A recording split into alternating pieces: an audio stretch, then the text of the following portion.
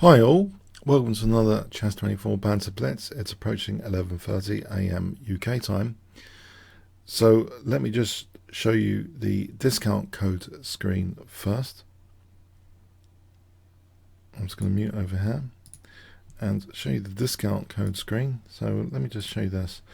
If you use the voucher code Kingscrusher, you can get 15% off when you go premium. So chess24.com/premium, use this voucher code for that 15% off. And you can even play the World Chess Champion, Magnus Carlsen.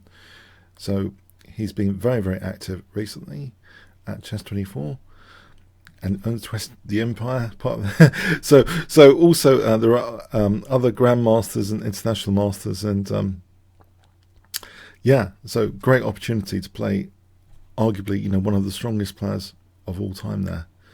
And you can start that even with a discount there, 15% off, Kingscrusher. Okay, so let's see the challenge screen today. And go to the first challenge. So, Kasparov fan. I'm a Kasparov fan as well. Okay. I'm on the border of 2700 with this game. So no pressure. I'll play Kasparov. Kasparov's favourite King's Indian defence against Kasparov fan. I'm sure he'll appreciate that. Okay, so this Simish, there's an interesting gambit with c5. And in this case, I'm going to have to get my head closer to the screen as well, slightly. So knight e5, because I'm already very excited by this position. There's some tower games with queen sacrifices, I think, in this variation. Was it Bolboshin? He played Bolboshin in a blitz game, friendly game. This queen sack, and he repeated it to Bolboshin's horror. I think I got the right name in the real game. No, but he's taken out the sting of the King's Indian bishop here. So I'm trying to get some other pressure on this B file or on the A file. So it's not the end of the world. My knight's putting pressure on c4 here. If f4, knight c4, I think there might be rook b8 and bc at some point. I think this is dynamic as if sort of playing like the Benko gambit with the bonus of the white king being over here. So it can't be that bad, right? Alright, here there's knight f3. No, there isn't. G takes. That bishop holds h3. But there is bishop takes and knight f3. That looks pretty tempting, actually. I'm going to go for that, because I think I can put a knight on d4. Knight f3 and then knight d4. I think. That's the assumption. So with knight on d4, I think it's interesting. Maybe e5 coming up to entrench that knight. Knight h5 at some point, or not. Okay, here it's getting a bit tricky. H5 looks like I'm a bit vulnerable, actually.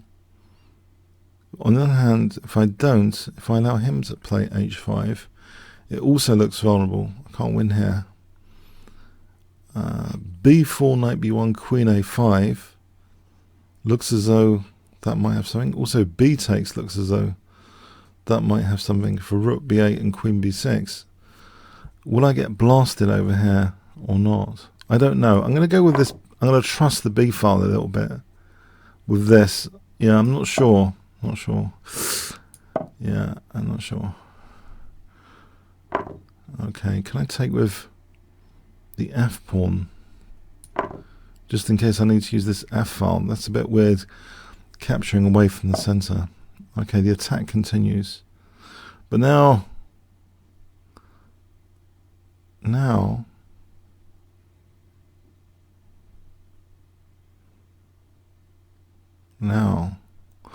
haven't I got anything going here myself?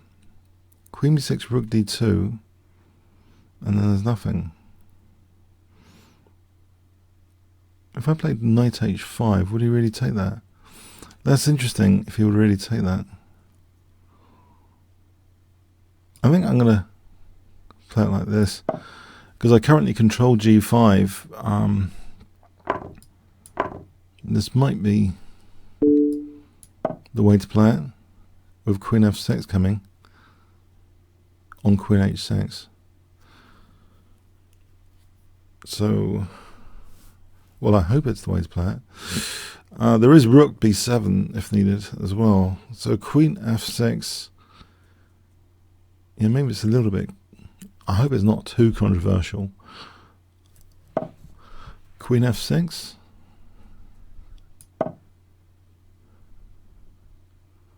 If I can get these queens off, it'll be less scary.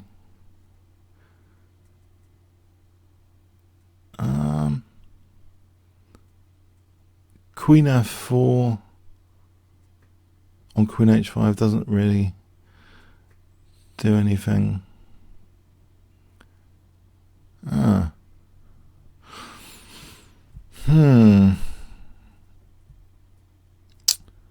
Yes, I don't know how to proceed after queen takes h5 right now. Okay. So rook f2 looks like a reasonable move. For rook b takes b2 and probably mating. Before him or after him though? When he mates me on g8. I'm hoping it's before him, obviously. The knight on d4 looks good. Alright, there's a knight e2 technicality on rook g1 anyway. So can I play this? So rook g1, knight e2.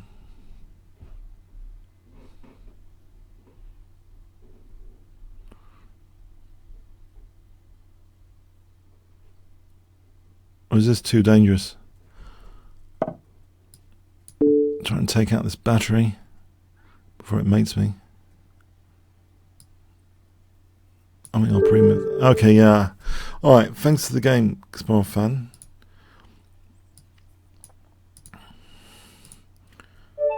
So, talk in detail. I'll play e4. And let's see.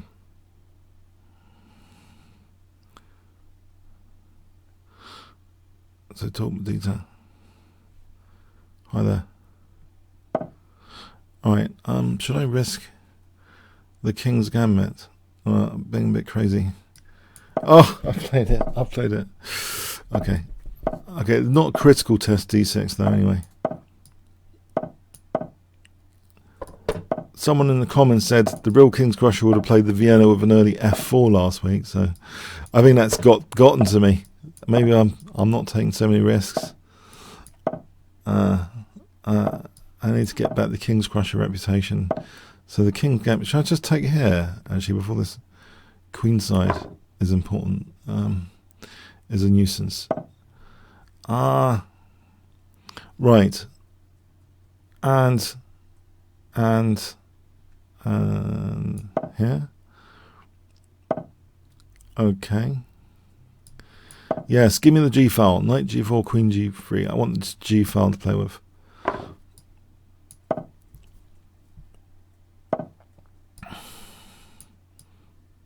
Well, I hope it's a good idea. If I played for Bishop H6, any G6, there's Queen G6 here. I've got this pawn pinned. There's no Knight H5 here, crucially. That knight has been stopped from using the space. The parking space has been used up. Otherwise, Knight H5 would have hit my queen and defended G7. Knight E8 is interesting. Knight E8. Maybe Rook F2. Alright, that looks a little bit suspect. Oh, I thought okay. I thought there was an option there. Okay. Alright, I'll take here and then Rook G2 for Bishop G7. It looks strong.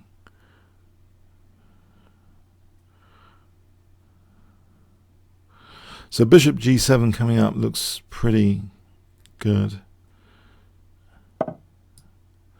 I think it doesn't matter about Rook G8. There's Queen H5.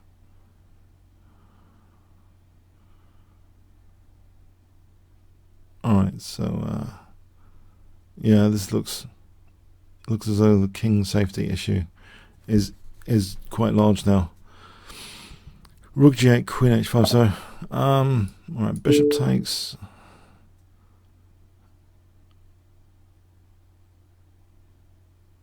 And then queen g7 is checkmate.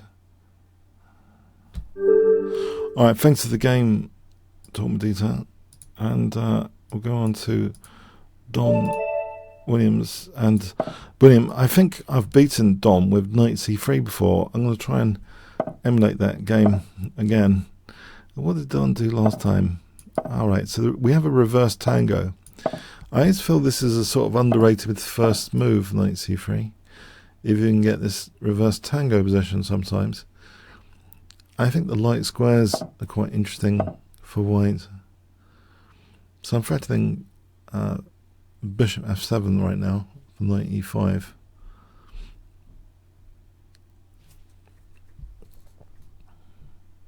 That's the threat, I would say.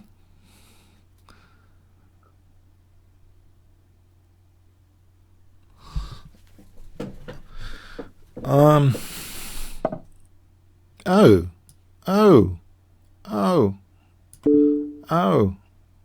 was just saying something about pins recently on Reddit. Absolute pins are absolute.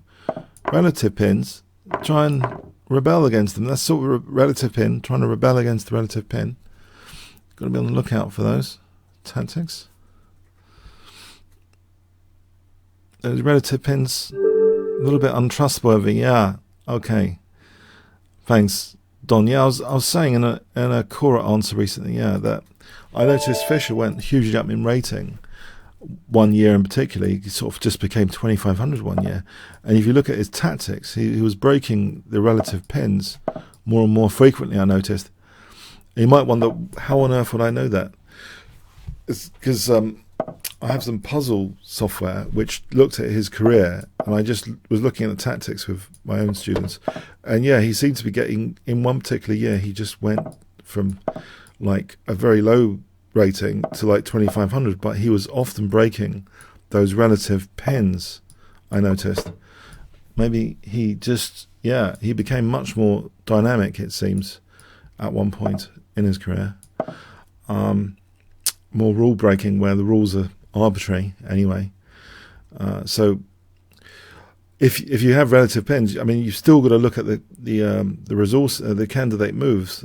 Anything which is not in the legal rule, legal rules, you can't let it restrict your candidate moves. And like another example, people often automatically recapture, perhaps also, especially in blitz.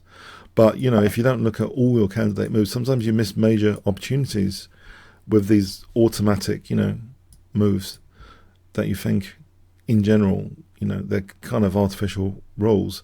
I think the more you can undermine the artificial rules, basically, the more, tactical you can be. So, all right. So FG is threatened here. This pawn is absolutely pinned to the king. That pawn is absolutely pinned.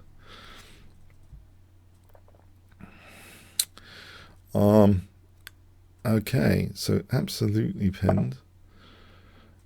Is there a knight g5 hitting f7 again? So I might be threatening stuff soon. Well, the f7 pawn is the threat. Knight takes f7. Perhaps secondary threat is g4. I've actually had quite a lot of philosophical thinking recently about tactics, actually. I think it comes from, I saw some excellent IT videos during the week, and I was drawing some parallels. There's this guy, Scott Hanselman. I don't know if you want to, if you find that video, Scaling Yourself Up. So he talked about quite some very, very interesting things I thought had some relevance to how we calculate variations in chess, or how it's has been argued sometimes. So in particular, I mean, you can have a variation efficiency to calculate quite quickly stuff. I mean, look at lots of positions. You would imagine that's useful, but I think quite often quite often it's just finding good forcing moves. You don't have to look at all the moves, for example. So I think you can be more effective quite often just prioritizing, checks and forcing moves, and save yourself a lot of effort. And another thing I've been thinking is, the craziness of ideas. I think, especially when solving puzzles, if you don't think linearly, you can sort of visualize pieces that are missing, like queen. If it wasn't there, this would work. Blah blah blah. Then you can sort of work backwards from that. And also just looking at if you had 2 moves in a row, 3 moves in a row, just because those are often, especially if you have 2 moves in its mate, that's like a mate in one threat. It would have to be parried by the opponent, so it's often a worthy thing to calculate those mate in one threats as if they are one of the top priority forcing moves. So I've been thinking a lot about tactics recently.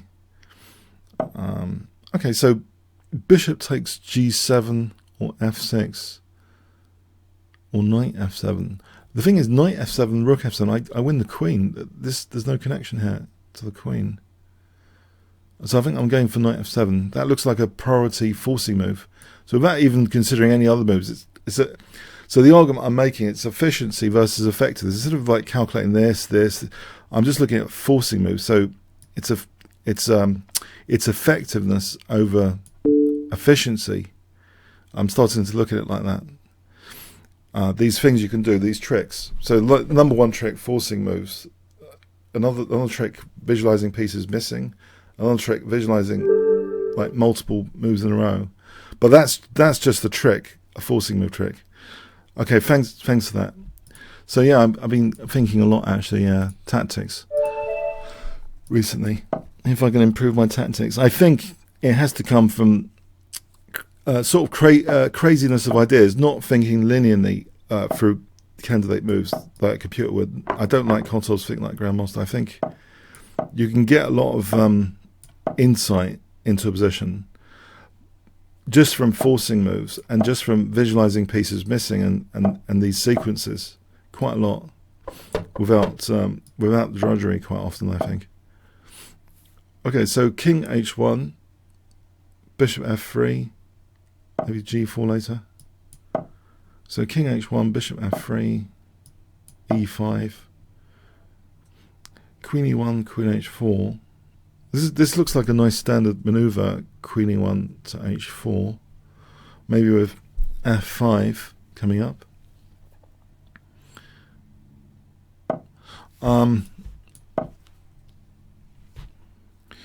So let's see, bishop c5, bishop d6 looks like a positional sort of idea, just to entrench a bishop there. I guess queen b6 has to be factored in as a forcing move to extinguish prophylaxis move king h1, to extinguish the forcing move in advance. That could be dangerous because they can creep up. These forcing moves in the right circumstances creep up on you generally, or the opponent. So I'm going to do that. Safety. It might be worth it. So I think I want to play bishop d6 or g3. G3 weakens that diagonal. Yeah. Queen e1 sets a trap actually, isn't it? Bishop f4, bishop c6.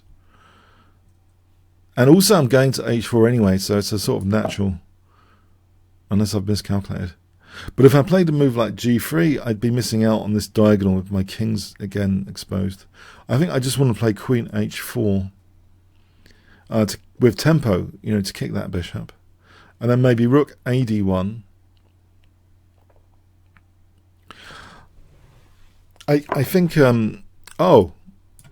okay, let's see what's happening here. I thought this was not possible because the bishop takes c6, because the rook takes f4. I think another thing I've been philosophizing about with brother actually is, don't, and telling people, don't just look at the move. The move, if you just look at the move, you're just looking at the move, right? And you're just looking at the bishop. It's the whole position, the rook's also attacking the bishop. So it's the whole effect. It's, instead of thinking about moves, if you think about the effect on the whole position, I think that's really useful. Because then you'd factor in what pieces have been just liberated just now all of them. What pieces are being blocked? The whole position. If you think about the whole position instead of a move, I think that's useful as well. So, okay, so Queen G3, I think leaves C2 hanging. Knight D2 leaves C2. C3 loses the knight. Knight C5 might be the best, actually, to blunt that rook. Knight C5 looks as though maybe B4 coming up.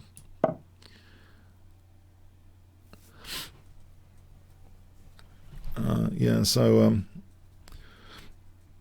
I don't know, for some reason, yeah, I've been collecting a lot of ideas about tactics. So B4, Queen G3, H4, H5. I think if I blunt the C file, right, Queen G3 offering exchange of queens, B4,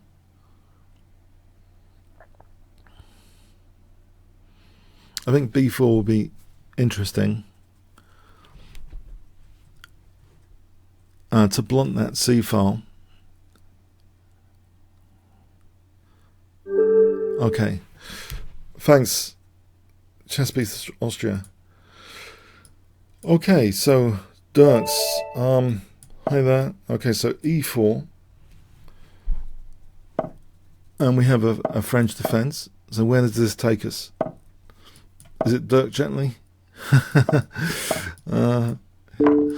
Okay, it's the author, The Hitchhiker's Guide to the Galaxy, wrote this investigative thing, which is on Netflix now. You can check out. Douglas Sessions has got this thing. I really engrossed in the agency, the fictional agency of Dirk Gently. So that's really a recommended watch.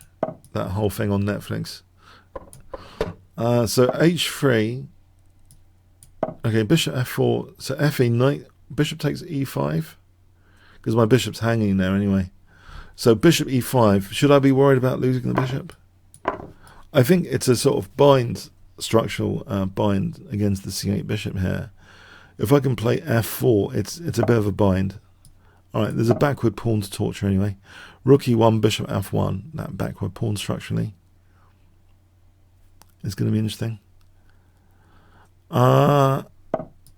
Okay, so bishop f1, maybe h4, h5. If there was a knight f4, maybe there's h6, a form pawn. If there was g6, I'm sort of provoking these dark squares to be weakened. So how would this go? Okay, my f2 is secure at the moment. I've still got the bind on e5. I'll sort of get b6 to be played. Okay, so the question here is h4, okay, knight f4 stops h5. Does that matter? Should I play this anyway? Or should I play knight e5 to stop e5? It seems as though my opponent's brewing up for e5. Maybe I should play knight e5. I will play knight e5. f2's held right now. So I wonder if I can play queen d2 looks as though it might be sensible. Then f4. And then maybe... No, not f4. Alright. Okay, maybe queen d4 holds f2 a bit more. It's a reasonable central square. Queen d4.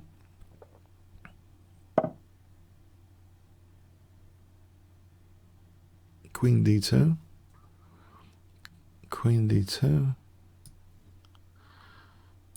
This is... I'm not convinced now by anything so far that I've got here. Not yet convinced of anything. Okay, this c2 pressure is annoying as well. I'm on the defensive. Rook e3 to f3 looks interesting. And if I took that and exchanged things off, would there be any benefit at all? What if I just aim to pin this guy with rook f3? Looks very artificial, this. Rook f3. Rook in front of a pawn. But I can't think of too much here. There isn't a vast number of amazing possibilities, it seems. So I'll go for rook f3. rook f3. Isn't that just knight h3 check if I play rook f3? Or do I play king h1? And then rook f8 and then g takes maybe. Maybe that's possible. Rook f3, knight h3. If I play takes, he's got queen f3. Right, I think I'll do this in advance of that anyway. Just in case it turns out rook f3 is handy. Ah. Alright, now I'm going to do this to welcome h4 with bishop f4. And I'm hoping... Actually, he's got queen e5 as well. Doubtful. Queen e5, maybe h4 is useful. Trying to undermine f4. So g4, rook f4. If g4, rook f4, if queen h5, then h4 seems okay.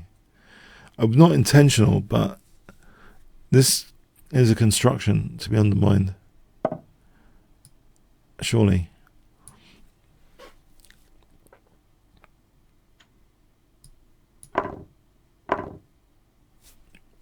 Okay. If I played g3 here, queen g4, rook f4, okay, that seems plausible. g3, hg, fg, if queen e4, bishop g2, if queen g4, rook f4, it seems plausible. g3 seems, okay, am I asking for trouble? I'm about to find out. There's a certain plausibility about it, because I think on queen g4, rook f4, queen f4, I'm holding f3, I'm hitting his queen. Okay, so here, can I play fg? So right, so g takes. Now I want to play bishop g2 probably on queen e4 to have rook g3 check. So queen e4 looks maybe tempting for a moment, pinning. Bishop h3 here with tempo. And then I would have, surely I'll have rook g1 to play with. Rook g1 seems dangerous. Okay, I leave c2 for a moment. But bishop g4 now threatens rook h3. So rook g8, rook h3, queen c2, rook h3. Rook h3 looks like a major thing. Has he got bishop c2 for bishop e4 check? Oh, that's getting a bit wild.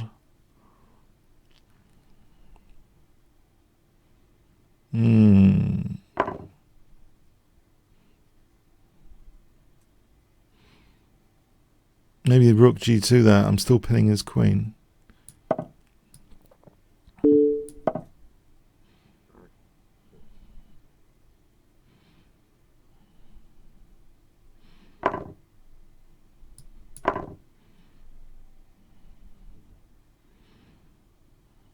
I'm still pinning his queen. I mean, I've won his queen. So queen d4 now for queen g7. Queen d4, e5, f takes. Rook f1 is mate, though. Safety point. f5 here seems to threaten queen h6, mate. That looks more tempting.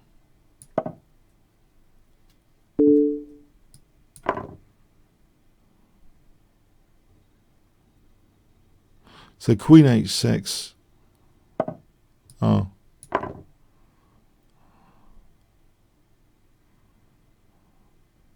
Right, thanks for the game, thanks. Okay, interesting. The Henker. I think I'll play e4 here. And I'm going to try this weird gambit. I think he crushed me in French defense the other day. Oh, he's not accepting my weirdness. Weird gambit idea. Okay, with d5. There's a weird gambit idea. Okay.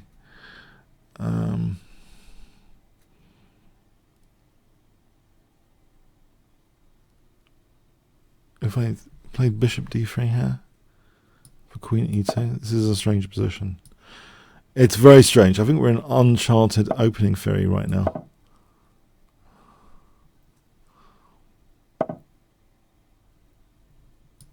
I want to play knight c3 without b4.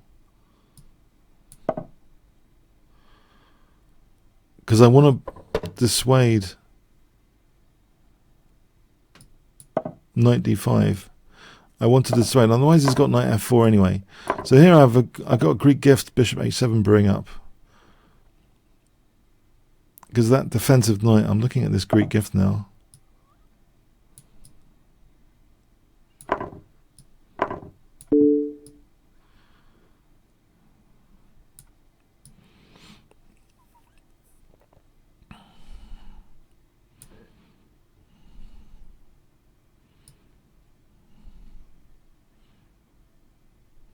So knight g5 and queen h5 looks to flow with tempo, at least.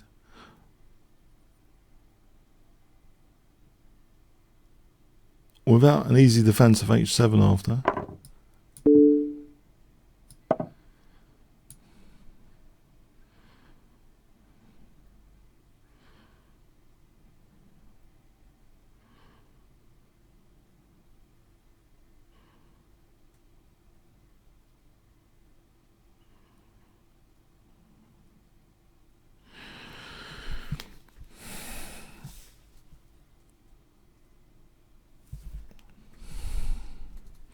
We'll play d4, bishop d4, bishop d4. If I castle queenside, I'm looking forward to something there, surely. I mean, that looks more in spirit to try and get the rook in the attack, this rook.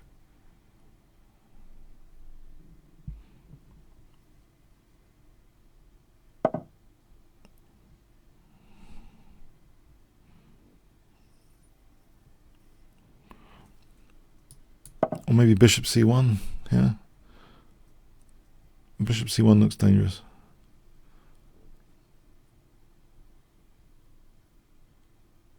So I think that d4 is actually useful for this diagonal anyway.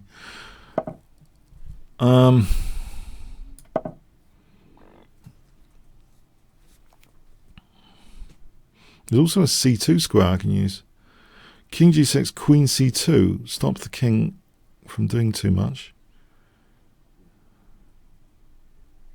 So I'm threatening now knight takes e6, winning the queen.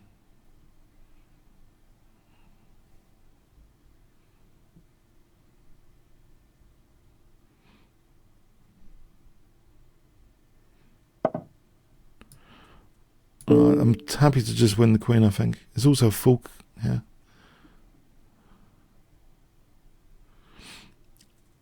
Yeah, there's no major issue with rook e8 after. These Greek gifts are pretty dangerous. Thanks, Hanga. Yeah, they're pretty dangerous. Okay, Chapa Capacha. It's a new cappuccino. Sorry. No. Dear, oh dear. It could be a new cappuccino, though, couldn't it? He could brand the new cappuccino. His name. Do you want a cup of Chapa Capacha? It sounds good. Sorry. I don't know. Sorry. It's not funny. I'm sometimes not funny. I muse over these things.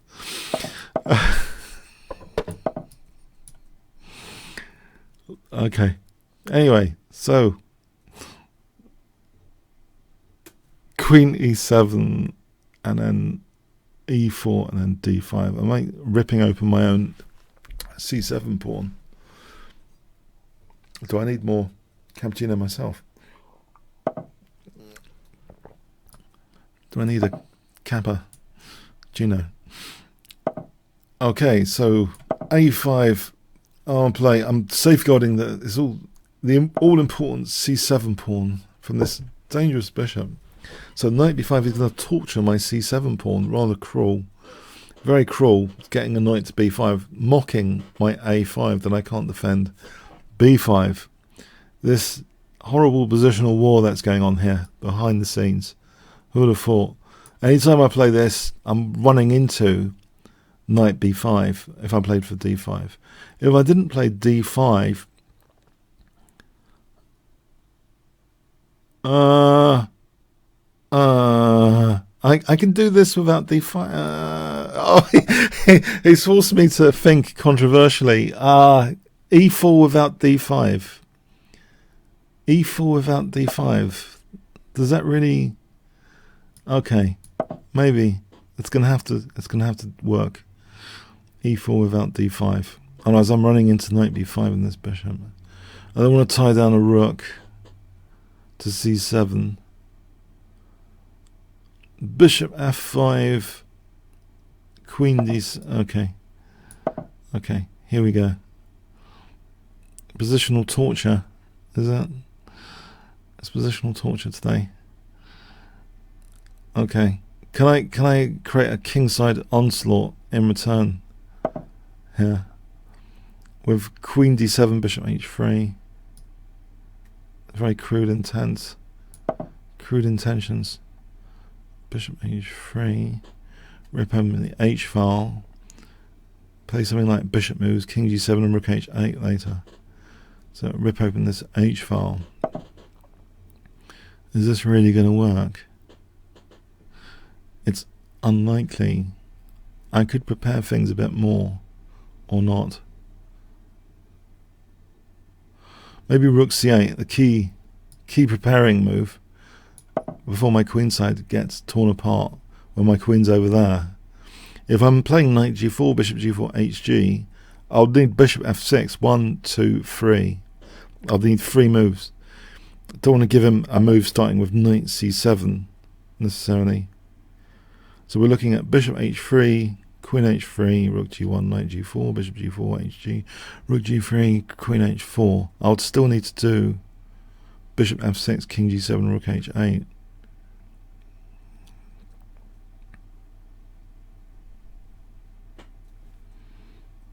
It's the only thing I can do in this position anyway. Is it? Or am I convincing myself of that?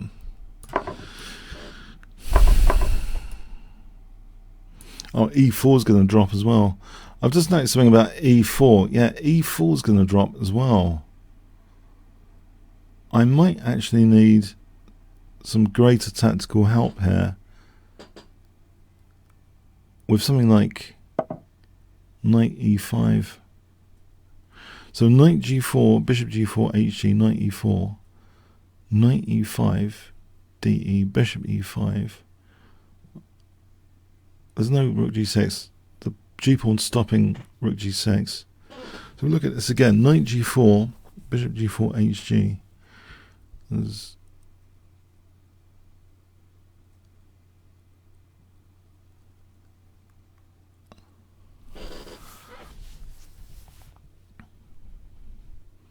and just do this for a moment, holding e4. Oh, don't tell me there's rook g6. Oh. Rook g6. Let's give him rook g6 here. Unpin.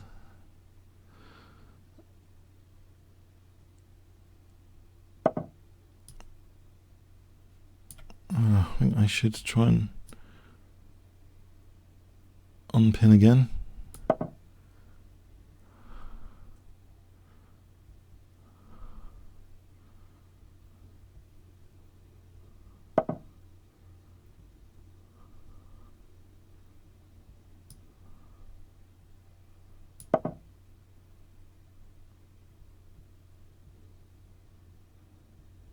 I'll need to hold d5 now. The queen's on d5.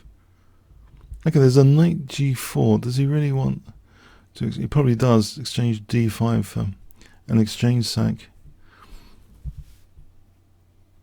Before doing that, can I just hold? He's going to play bishop h3 otherwise. I'm running out of options. Okay, it's on the collapse, I think, my position. If he doesn't exchange sack, probably. I assume it's collapsing. Is that f5 though? f5 trying to hold e4.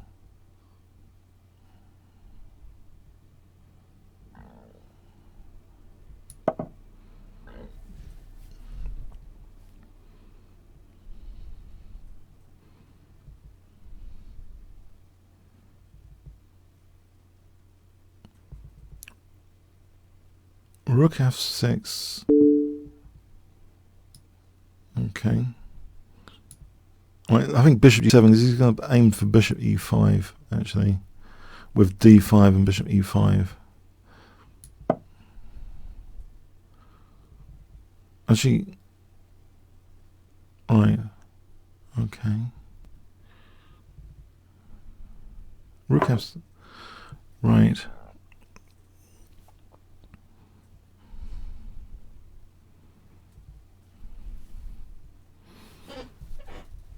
Right, there's rook c7 for queen f2. That looks promising for something. I'm just thinking this is promising. I don't exactly know. I think it's promising as the tempo on d2.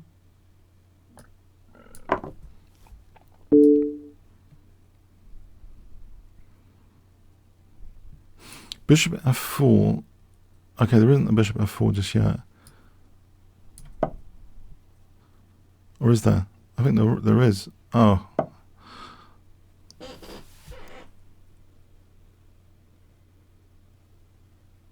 Oh! Gulp. What did I do that for?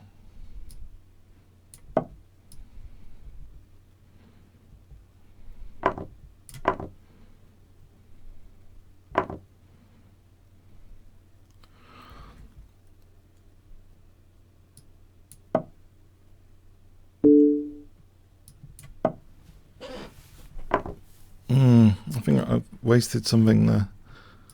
Okay. I think I've wasted something there. Yeah, bishop h6 was a bad calculation. I think I was okay here, wasn't I? Was it equal? King g6?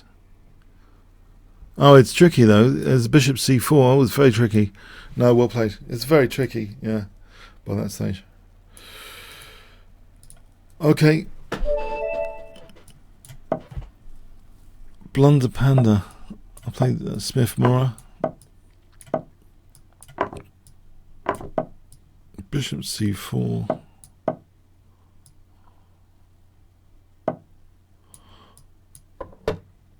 This looks familiar. Rook e1 and e5.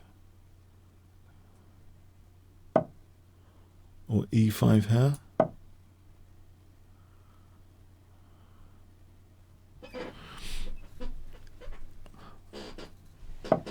Right, I think this knight is loose. So knight g5, queen g4.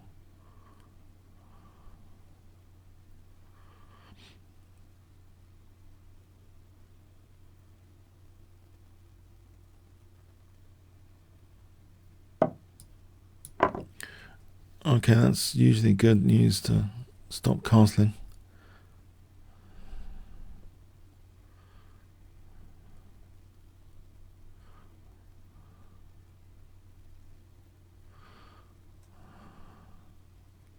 So queen h5 and g6, and what would happen there? Queen h5 and g6. Nothing much. Maybe knight e4 threatens the bishop and g7. Knight e4. If knight e5, queen h5, knight f7, and I'll take the bishop. If knight e4, bishop e7, queen g7.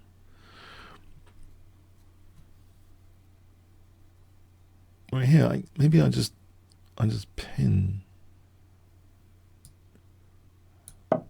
for a moment.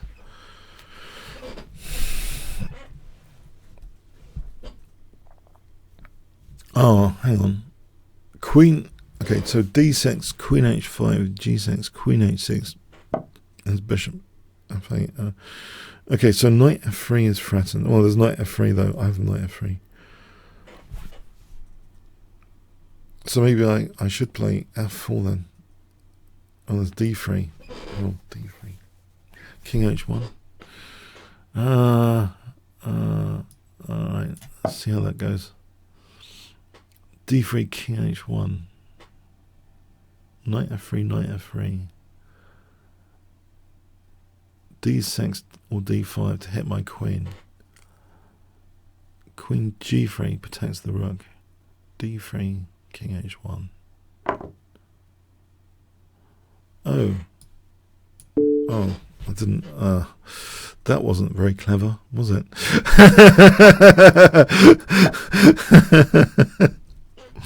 Oh, ouch! No, I didn't intend that. Muppets.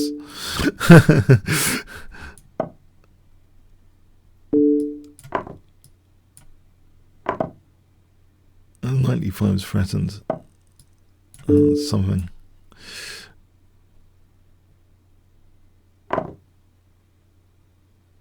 Oh, there's knight f5 for knight d6 anyway. Yeah.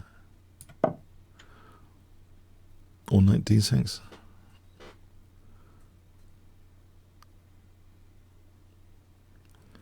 This is seems a bit lucky, this stuff. I have to say, d5, knight d6 seems a little bit on the lucky side.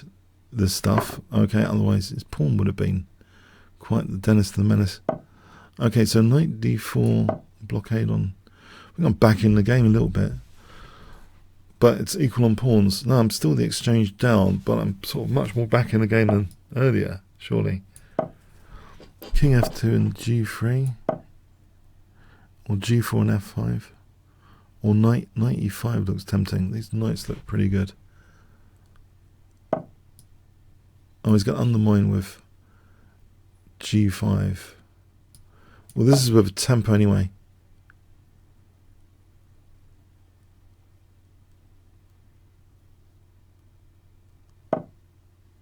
Okay, I'll try and make this bishop a little bit uncomfortable in the position.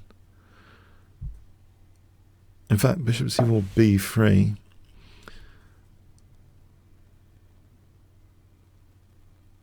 a5 just to lock down. I hate to use the word lockdown, but yeah, I'm trying to lock down the queen side. Okay, excuse the word. Okay, in the current situation of Corona lockdown, if anyone looks at this video in 100 years and wonders, what am I talking about? Yeah, okay. Okay, so king e3, king e3, on knight f5, knight d6. Try and force the issue here, resolve this tension. King e3 and rook g1. Rook g1 and rook g6 looks dangerous. Okay.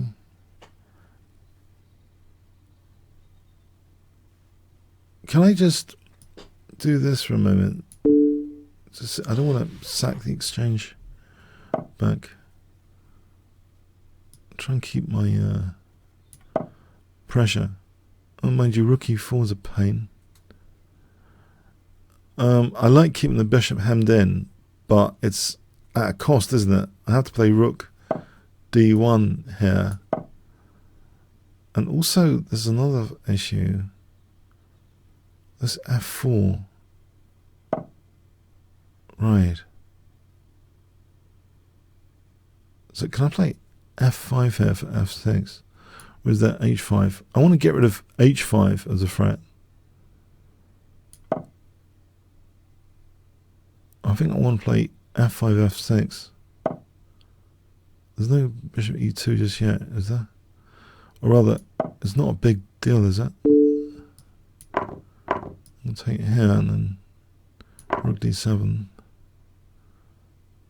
I think I'm back in business. Knight f6 looks like mating that. Unless he's got a perpetual check with rook b3. It might be better to take out, given the checks, it might be better to take out h6 here, so my king can at least go to f6. Yeah, give my king an escape route, I think. On these checks, drill through the g5 square there. Okay.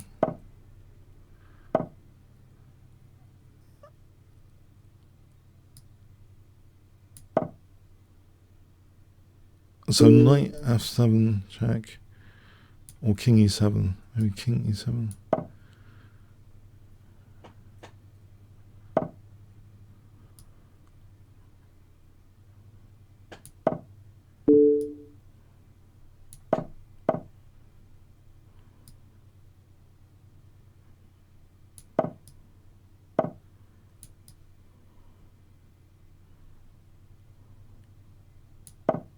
To make sure my king's not going to get, well, hopefully not going to get checkmated.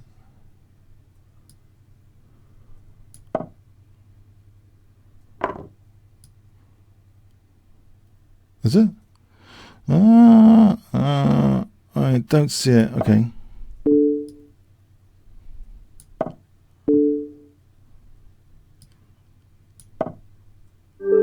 Yeah, I think I got back in the game there by accident. That was, yeah, I blundered the queen. I blundered the queen. I forgot about the unpinning. Yeah, okay. Okay, thanks. Pawn holder. Okay.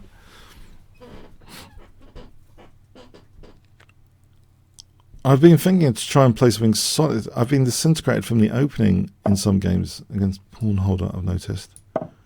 Okay, he's played knight f3. Can I try and be boring with the Berlin? Boring with Berlin?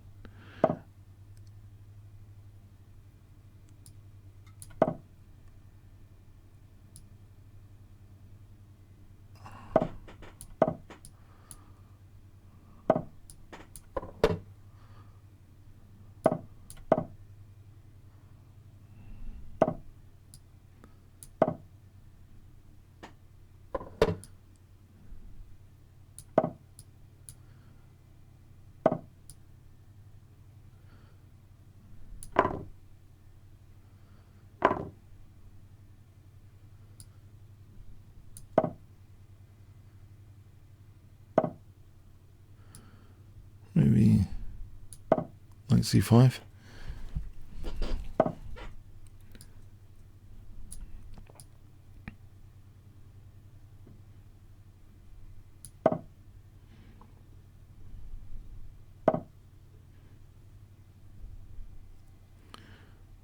That's a point.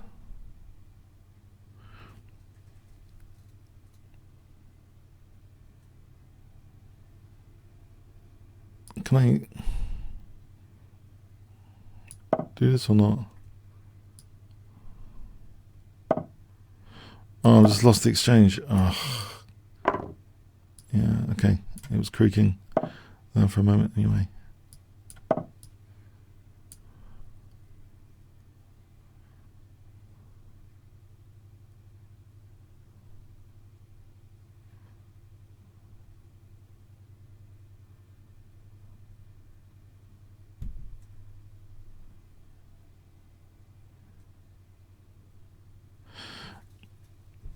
I'll explore some thing for a moment, if there's any, which I doubt, any possibility of getting back in this game.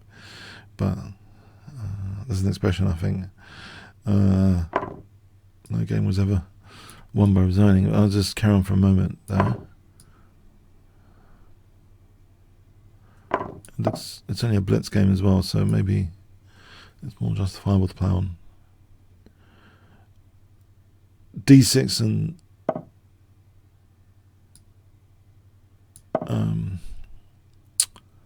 F5.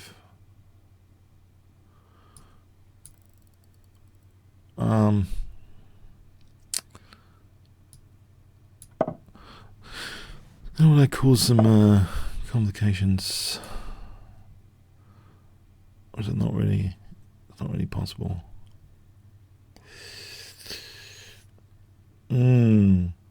Looks doubtful, really. It does look doubtful. I don't know. It looks really doubtful. Yeah, I think this is gone.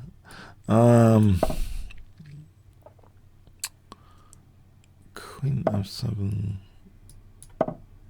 Queen f7.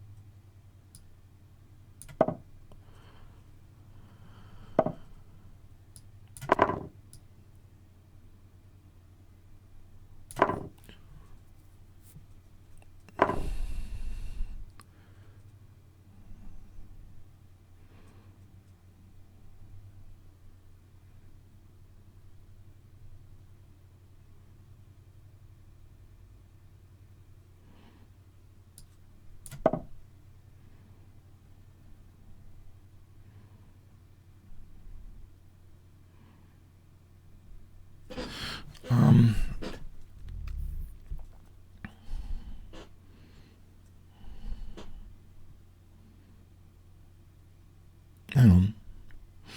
There might be rook a8 for rook a2 here.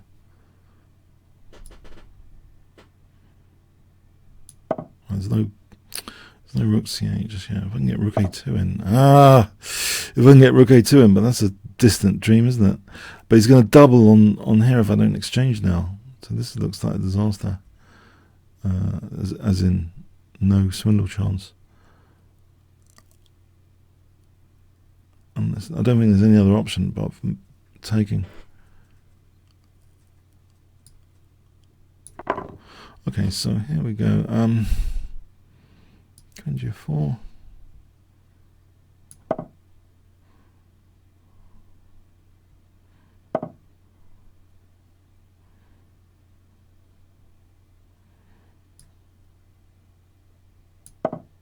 Try for h4, h3. Running out of resources. I'm going to throw these last kitchen sink resources in. h4, h3. Gf knight f2 for queen f for bishop e4.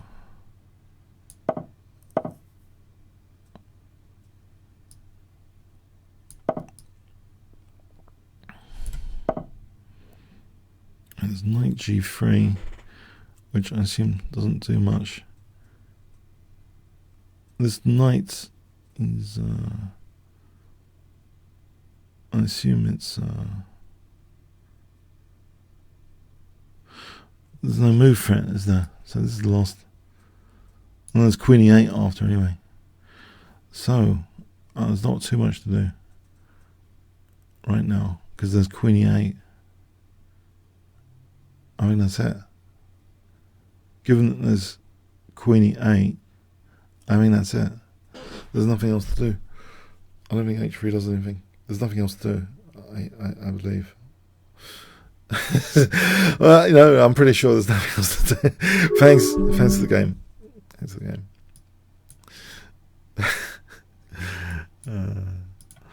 Okay.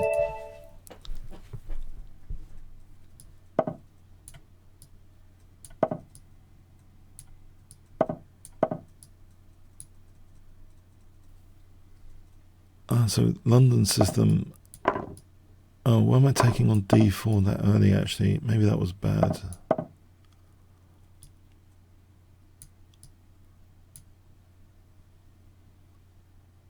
So g6 and bishop g7.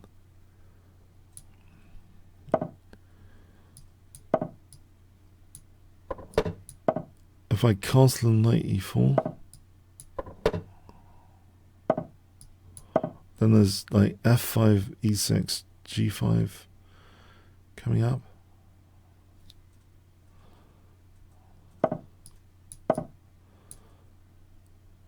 e6, h6, g5.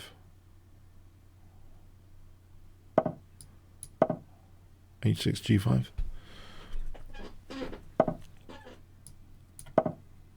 So if he ever took, then there's rook f4.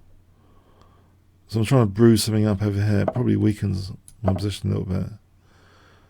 This sort of stuff. There's knight takes and then queen b6 here on things. Or there's g4. I think knight takes seems more sensible for the moment. In fact, I mean I don't need to play any bishop takes. Maybe just queen b6. Is that something? So I'll be threatening bishop e5 and queen f2.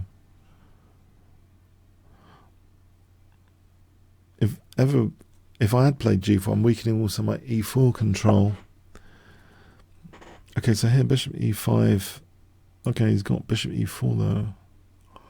I've still got f takes and I'm still on f2 though. So maybe that makes it worth it.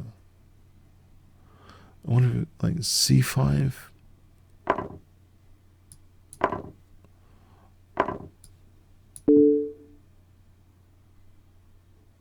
Alright, so he's on d5 here though.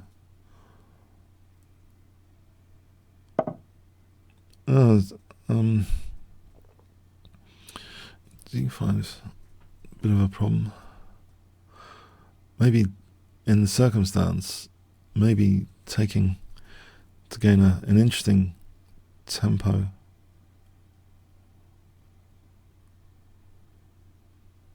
Possibly, and then b5, bishop b7. I'm not too worried about rook f1, I can just take that. So say he plays knight d4, I think something like b6, bishop b7. Okay, I'm taking here, I think.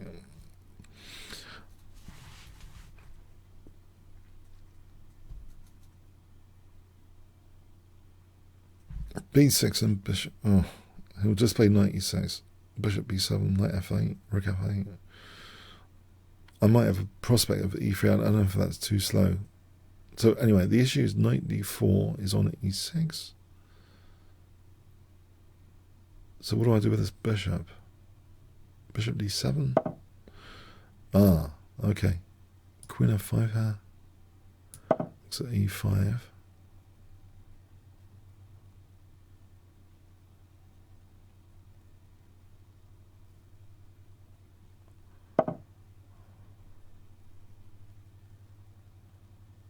I think I might have to take out e5. I think I have to take it out because otherwise knight f6 is happening. Let's put this back. Mind you, this is not great now. Knight c4. It's not great. We've got too many weaknesses. He's got a nice bind on the position. Knight c4, b5 maybe. Okay, he's let me play b5 here. I think I want to play that. So bishop b7 and then rook f2. I don't want to play rook f2 first actually, to sort of gain a sort of tempo without this rook e8 crashing through so quickly. So I think rook f2 first for bishop b7. Just give him another move to play here instead, but which doesn't involve rook e6 though, and rook e8 after. So I think I want to play bishop b7.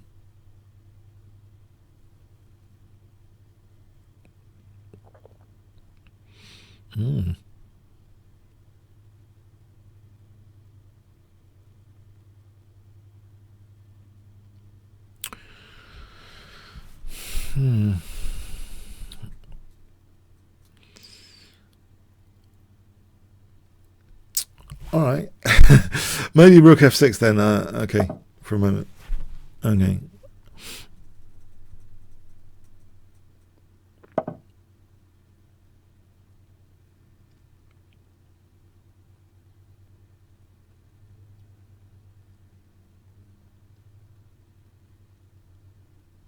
All right. Can I play rook to f8? This one. Looks as though my pieces are a bit coordinated anyway. On f3.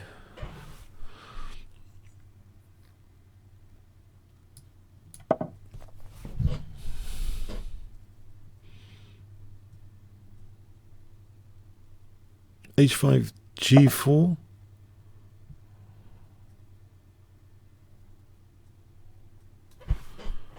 h5 g4. This looks as though it's worth a go. g4. g4. g4 it is, I think. There's like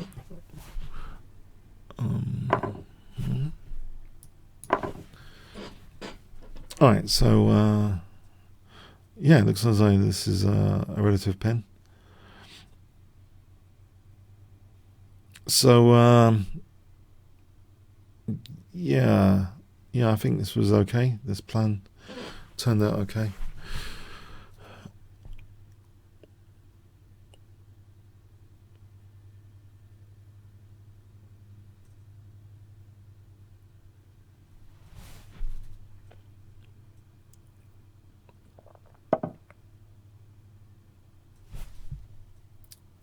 Right.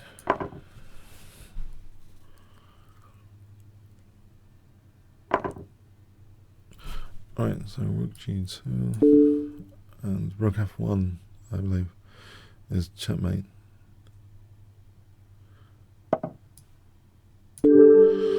Thanks for the game, Kenny. Yeah, it was interesting. I thought you had a really good position coming out there. That was getting a bit dangerous for me. Okay, Olaf.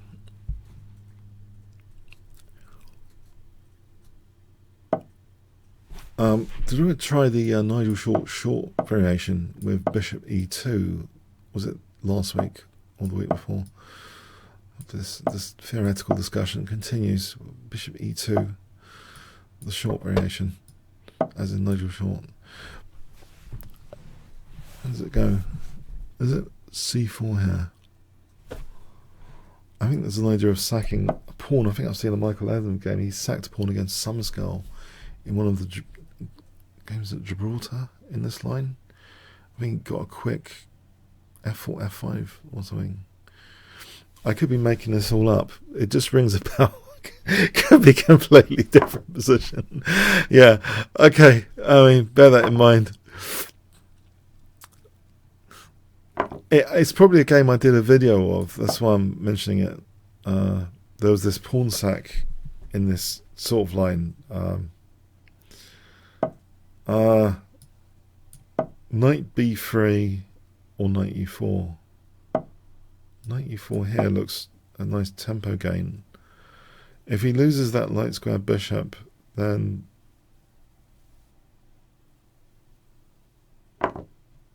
isn't there consequences on the light squares later?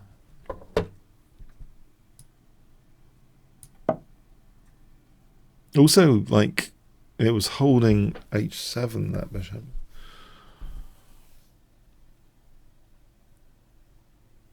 Okay, I've sacked a centre pawn here for seemingly not too much right now. But, you know, it makes for fun games, if nothing else. Okay. Sometimes. As an example of light square play, I do have an example. Don't I?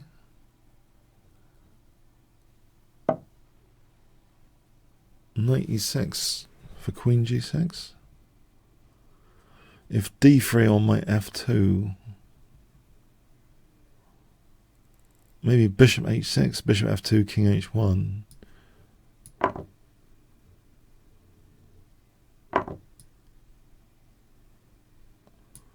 Maybe that, yeah, because if I played that, he's got king h7. I think I've got to play that.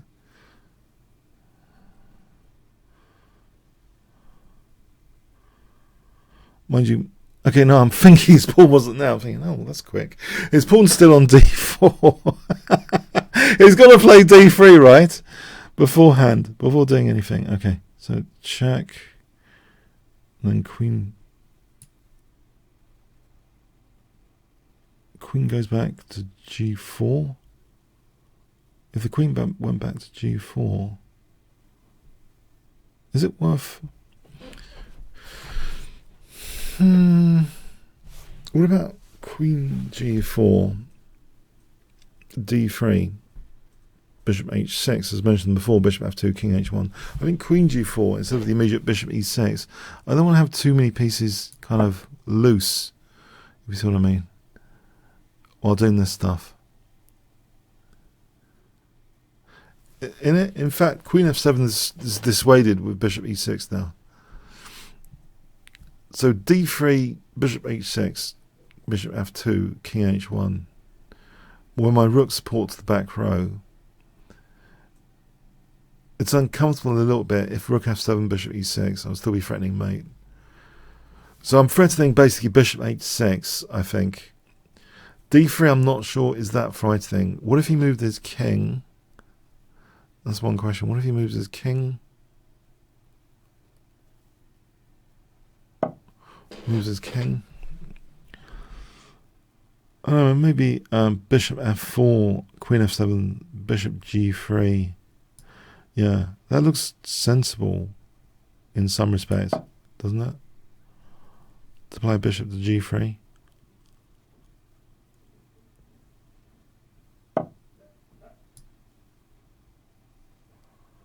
Well, I hope so.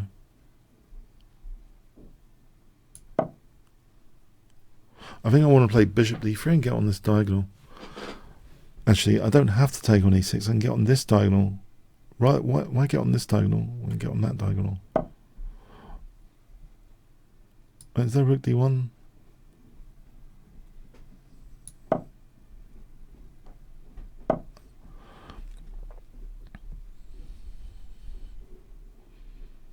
Right, this is getting a little bit scary. All of this stuff. He's taken away my bishop d3. b4 here tactically. Bishop b6. Rook d2 runs into knight f3, I suppose. G takes rook d2. What if I played king h2 with the idea of rook d2 for a moment? King h2, just tuck the king away. Knight f5.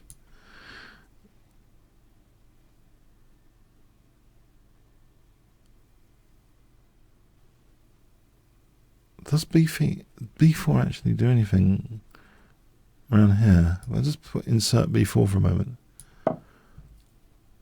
Bishop goes to b6. Does that do anything? Probably not.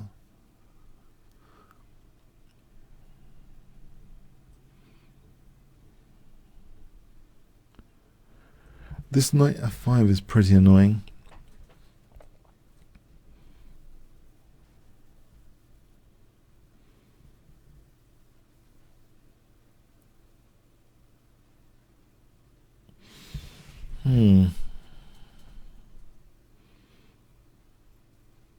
Maybe.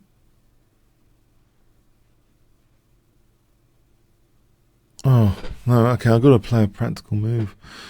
I think a move. I'm going to choose a move.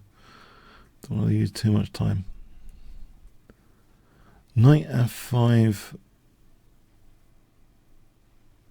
looks, yeah, annoying.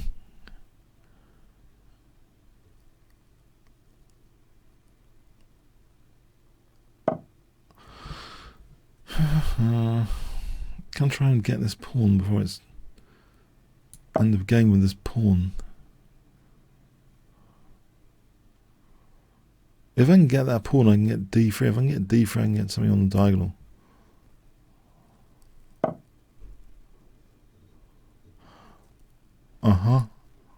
Right.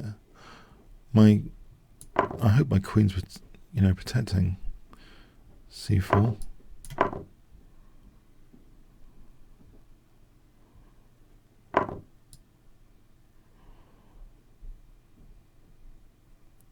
Rook f2.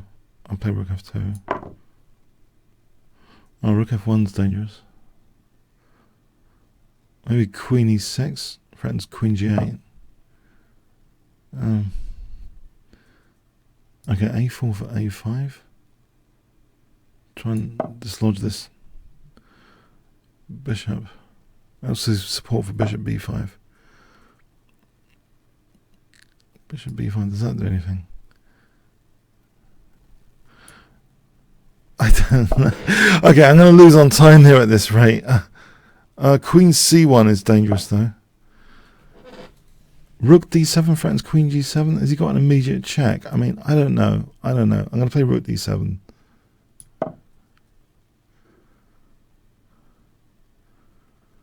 Queen e5. He's got queen e5. There's rook b7. I can play this for queen e8.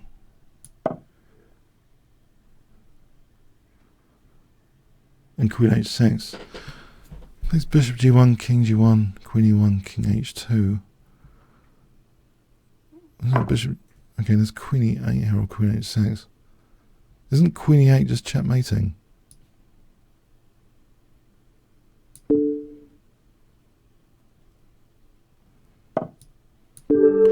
Yeah, okay, I got a bit lucky there. You guys trying to beat me up today quite a lot of you. It's so unfair. I just want oh dear, oh dear. Oh man, this is scary stuff. Okay.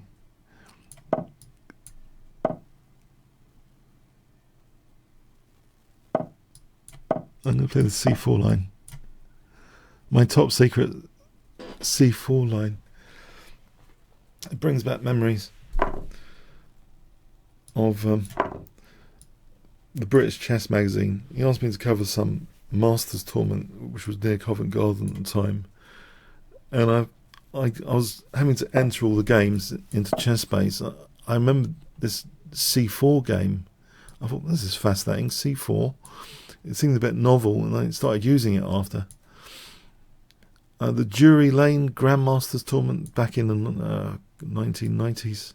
There was this, I thought it was an innovative c4 anyway, in the Tarrasch. Or Drury Lane Masters, it might not have been Grandmasters. Drury Lane Masters? So John Saunders was running British Chess magazine, and he iframed me. I entered all these games, and he didn't put a link to my website. It just became a little iframe from the BCM website. I remember putting in all this work of data entry, and he iframed me. Yeah, cruel, yeah. Anyway, okay. Rookie, I did get something from it, as I say. I got this idea of the early c4. So in the Tarrasch, 92 in e5, then after knight f7, c4. I got that idea. So sometimes if you're a data entry slave for ChessBase or whatever, I mean, whatever, you can get some ideas from the games. There's an upside, yeah, to being a slave. Sometimes you can get some. Try and just look at what you're entering. Okay, so here, bishop b3 for knight e5, maybe. So cd, knight e5.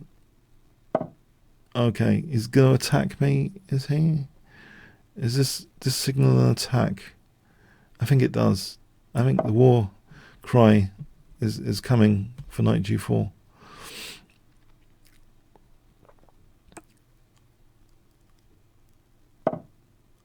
Okay. Oh, I'm running into c4. That's not very nice.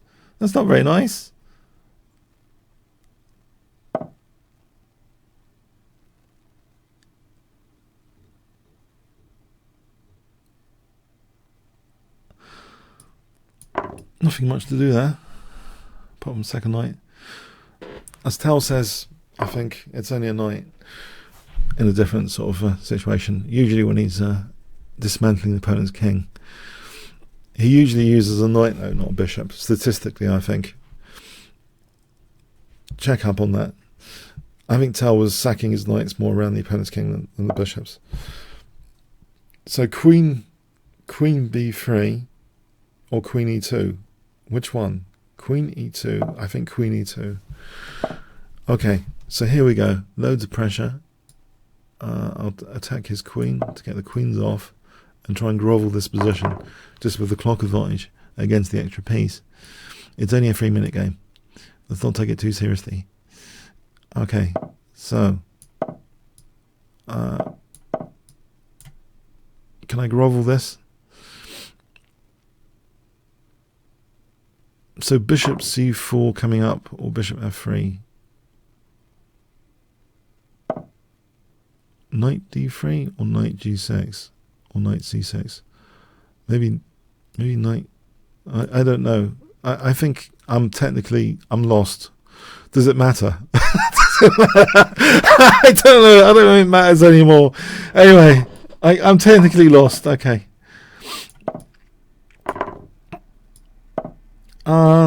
Maybe e4, e5 though. If I was trying to be a perfectionist from this lost position, I would say e4, e5 is something. Would I? Rook e1, bishop g3. Okay, e4. I think e4 would be the move if I wanted to take this seriously. Okay, so e5 or d5, e5 or d5, e5. This is like being at the optician, isn't it? A or B, A or B, A or B. Okay, I don't know. No idea. Okay, rook d1 for d5. Okay, king h2 for king g3. Okay, d5 here looks as though it doesn't lose immediately. Right, there's at least... Oh, there's a check. Yeah, I swindled it. Yeah. Okay, thanks, Bogdan. Okay, Cobra.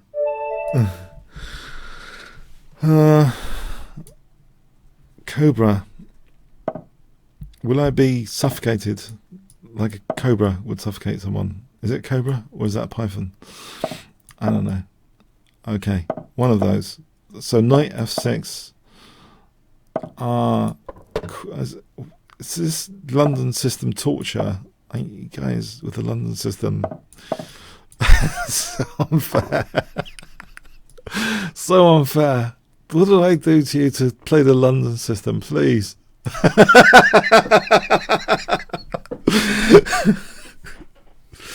No, it's with h4. No, it makes it mega exciting. This h4, Harry the h4, it makes it mega exciting. I shouldn't complain.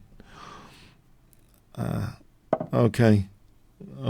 So back to potential c7 torture here. Okay, thanks. This London system, subtle positional pressure, encourages me to do some mad hack attack. And then rookie A or bishop e6. Alright, seems... Oh, the queen's hanging. The queen's hanging.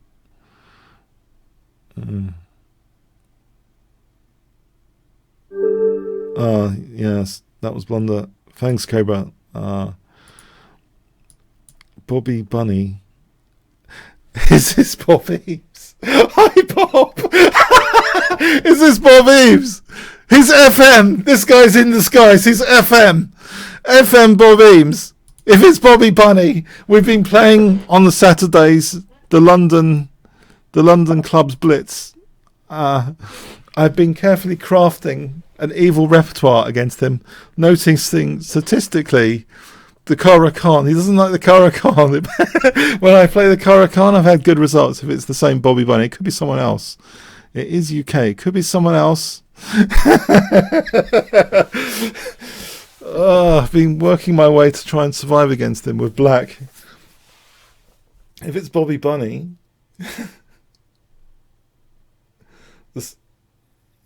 okay.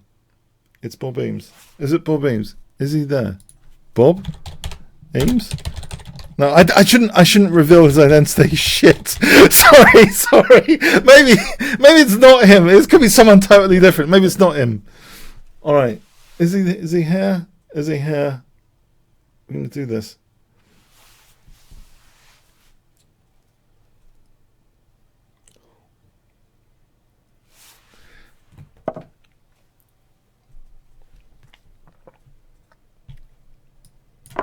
What's this? Centre counter, Scandinavian. What's this? Doesn't it just lose loads of tempo? It's an unsound opening. As Nimzovich would say, this is totally unsound. If it's a race, you're going to lose the race, yeah, with this opening, yeah.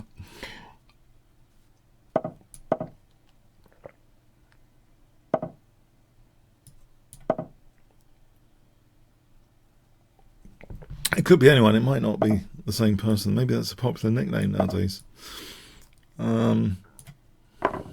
Okay. Castle and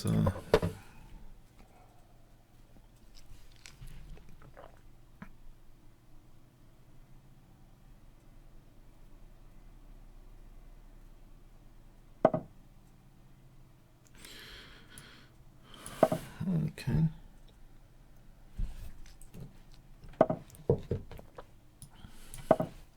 The problem with my tempo gainer, it blocked the C pawn. I have to resolve that issue from the tempo gainer. Had its downsides of blocking the C pawn, which means in turn I've got no strategic break anytime soon. So in that way, the Scandinavian is not as bad as it seems as far as I'm concerned. You need C4 sometimes for D5. Okay, So anyway, can I exchange one pair of knights here? Because I want to liberate the c pawn. So even if it's with c3 instead of c4, I'll have bishop c2 with some pressure emerging, I would hope. Maybe a slight downside of c4, it runs into c5. Does it? Or does it? Do I welcome c5? Because of d5, do I welcome that? c3 or c4?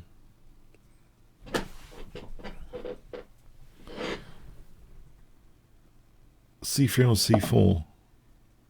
I think I'm going to play with c3 for a moment. We'll get this queen out of the way. c3 and bishop c2.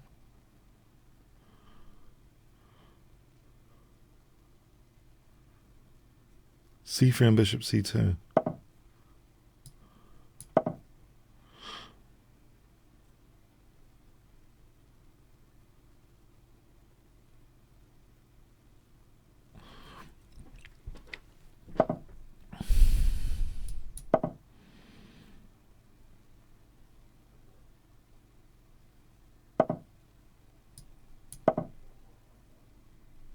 Would he partake? Hang on. There's no advantage of queen f6 there. I think I want... Alright, that's possible. Is it? What if I played c4? Knight takes, pawn takes, bishop h6. Do I get anything? I get this dynamic f file, which I kind of fancy.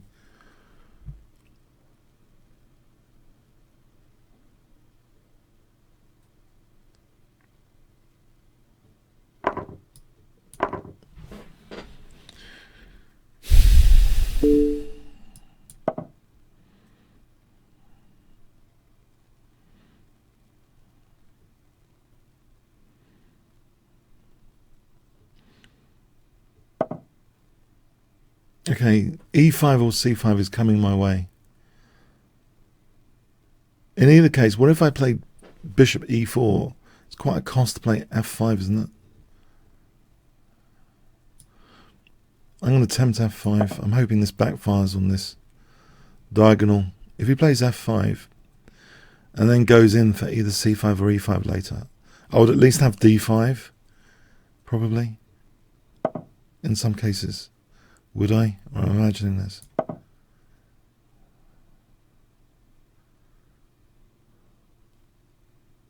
Because of this diagonal. Bishop b3 and d5 coming up. Or maybe it's better to play d4 and then e5. Oh, d5 cd and then my bishop's hanging. There's technicalities here as well. This opposite colour bishop scenario, I quite like it. I quite like it because I'm ahead on the clock. And I can clamp down.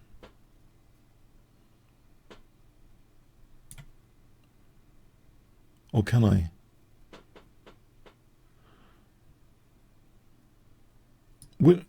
Can I? Can I? No. Hold on. I think I've got this wrong. Or have I? Maybe I haven't got it wrong. There's bishop e6 for d5. I think there might be a slight edge somewhere.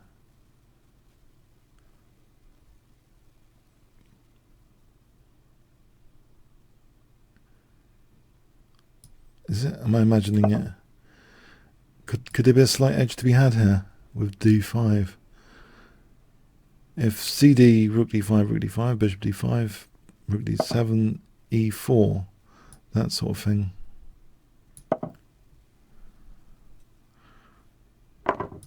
This position.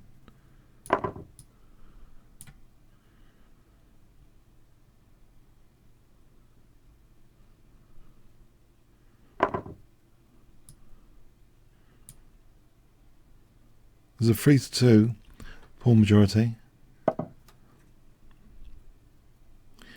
So if I play b4 and you play rook d7, can I not play rook d1? In the worst case scenario is bishop b3 if I need to unpin.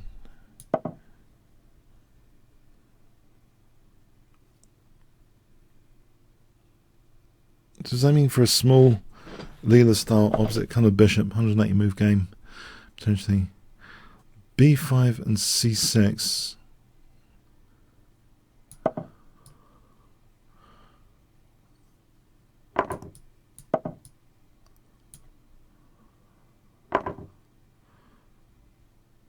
Doesn't look that convincing at the moment, does it? But he's only got like 10 seconds. I'm threatening rook b7, so he plays that. I'm threatening a5 and rook. No, I'm not. Rook b5 and a5.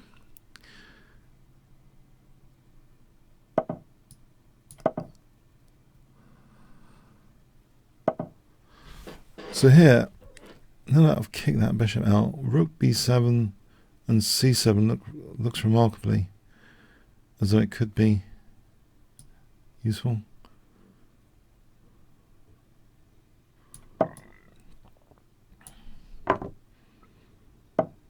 Right, okay.